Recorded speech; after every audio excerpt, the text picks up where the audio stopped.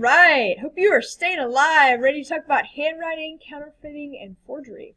So, in order to examine a questioned document, which could consist of something printed in a printer, something written by hand, this would be compared to something called an exemplar. So, these field investigations would include, as we said, handwriting, printouts. This could include ransom notes, suicide notes, and so forth. And it would need to be compared to an exemplar, a known sample of that person's handwriting or their printer or whatever it is that you're examining. Now, the history of where this has come from has really come a long way.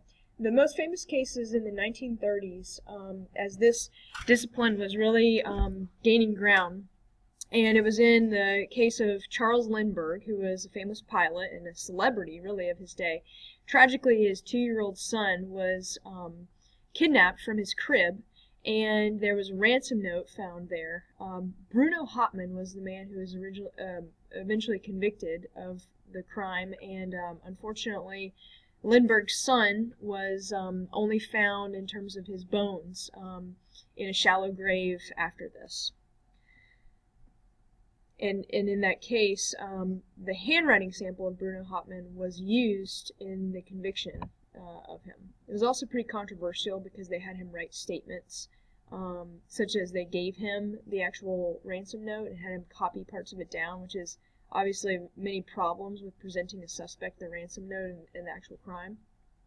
So fast forward to 1999, and the U.S. Court of Appeals said, yes, handwriting analysis can have a expert testimony witness come in during a court case. This would go along with the Fry standard, which is that the general scientific community has to accept that practice as legitimate science. And so Scotland Yard, FBI, and Secret Service all use this handwriting analysis. There are about 6 major types of categories for evaluating handwriting. I'll show you 6 here, 12 total. I'll show you 6 here and then 6 on the next page. So there's line quality, whether the letters are erratic or shaky or whether they flow well. Spacing, and this can be the letters and then also line spacing as well. The ratio of height and width of letters to one another. Continuity, whether the person keeps the pen on the page, lifts it. Connection of letters, like a capital letter to the next letter, are they connected? And then whether the letters are actually made in their entirety or they're left incomplete.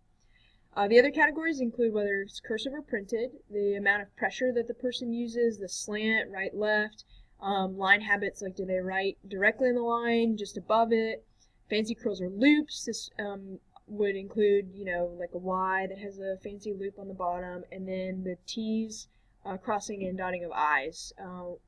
It always makes me laugh, and inevitably some of you put the little dot over the I, like literally the circle over the I. So that's very telling. Okay, handwriting examination. Basically, if there are similarities and there are no unexplainable differences, then that can be determined that it was written by the same author. So we would need to examine the question document as well as the exemplar. This is what I was mentioning at the beginning, to compare those two things. And then make conclusions based on the authorship.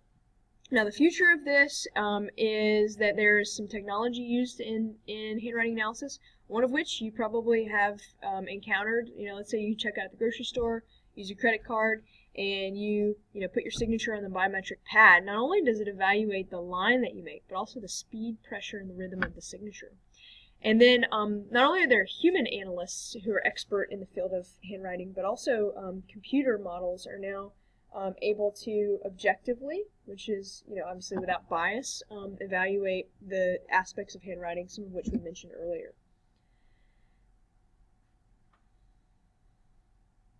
Some of the shortcomings involve whether the exemplar or the base document was real or fake. Obviously, if you have watched the person write it, then you know, but there are some instances in which the base document has been off, which causes the conclusion of authorship to be off.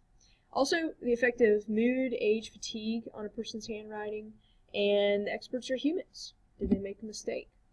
So here are some forged documents that are common to be forged: checks, employment records, legal agreements, licenses, wills. Now, forgery versus fraudulence. Fraudulence is a type of forgery specifically for the purpose of financial or material gain. So the forgery of a check would also be a fraudulent check. Obviously, that's for financial gain purposes.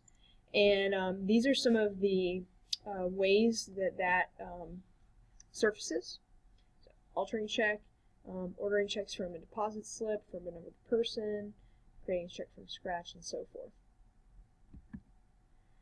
So in order to prevent check forgery, chemically sensitive paper can be used, large font, high resolution borders that are difficult to copy, different color patterns, fibers that act differently under different types of light, and so forth.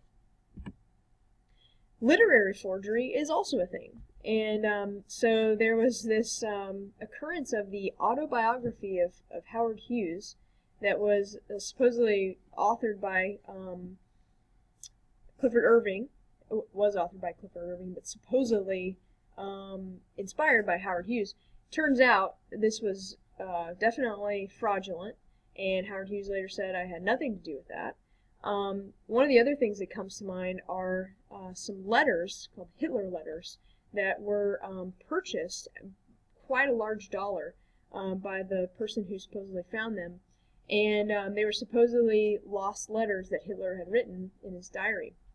And turns out that upon chemical analysis that was finally done after the purchase, by the way, they found that the paper, the actual paper it had been written on, had been made after Hitler's death. So obviously that was a fraud.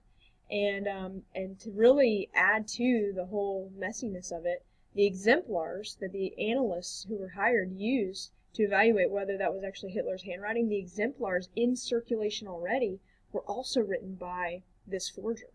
So he had been so effective previously in getting these forged documents out. That was the exemplar they used.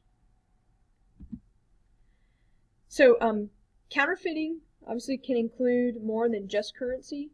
Traveler's checks, food stamps, certain bonds, postage stamps.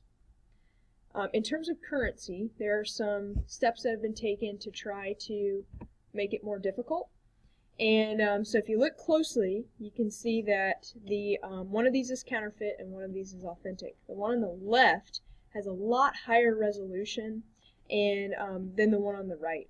And so this is the authentic one, this is the counterfeit one. I'll show you some specifics in just a moment. So for example, the portrait tends to stand out and appear raised off the paper. Clear red and blue fibers woven throughout.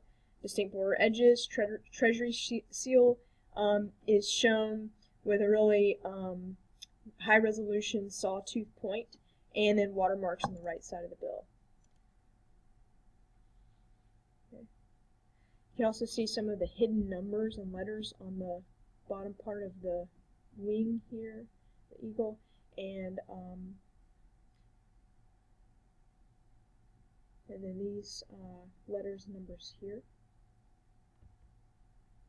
Alright, so I hope you learned a little bit about handwriting, forgery, fraudulence, and thanks for joining